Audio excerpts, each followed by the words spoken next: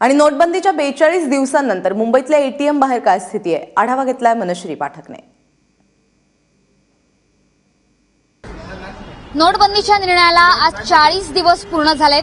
उरलेत केवळ 10 दिवस। तुमच्याकडच्या जुन्या नोटा तुम्हाला जर बँकेत भरायच्या असतील तर या 10 दिवसात त्या भरल्या गेल्या पाहिजेत, नाहीतर 1000 आणि 500च्या जुन्या नोटांची किंमत ही रद्दी इतकीच राहणार आहे।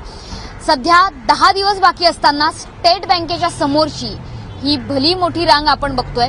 खरं तर एटीएम समोरच्या काही ठिकाणी रांगा ह्या आखूड होताना दिसतायत, मात्र अजूनही बँकांबाहेरच्या ज्या रांगा आहेत त्या मात्र आखूड झालेल्या फारशा दिसत नाहीयेत। अनेकांची गर्दी आहे बँकेबाहेर।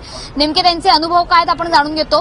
तुम्ही मला सांगा की कशासाठी नेमका आलाय? जुना नोटा बदलण्यासाठी आलेला?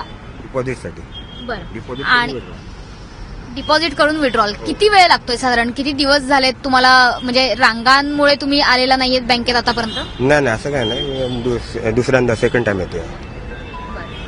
इथे ज्या पद्धतीने आपल्याला रांगा बघायला मिळत आहेत त्या बँकांबाहेर मोठ्या रांगा आहेतच। अगदी बँक उघडण्याच्या आधीपासून अनेकांनी रांगा लावलेल्या आहेत। मात्र एटीएम मधून 2000चीच नोट मिळत असल्या कारणाने बँकेमधून सुद्धा पैसे मिळत आहेत का हे बघण्यासाठी सुद्धा अनेकांनी इथे रांगेत आपला नंबर लावलेला आहे। त्याच्यामुळे 10 दिवस बाकी आहेत आपल्याकडच्या जुन्या नोटा जमा करण्यासाठी, आणि त्यामुळेच सगळ्यांनीच आपापले जे घरातले जुने नोटांमधला जो पैसा आहे, जुनं जे चलन आहे ते भरण्यासाठी बँकांबाहेर आता गर्दी केलेली आहे।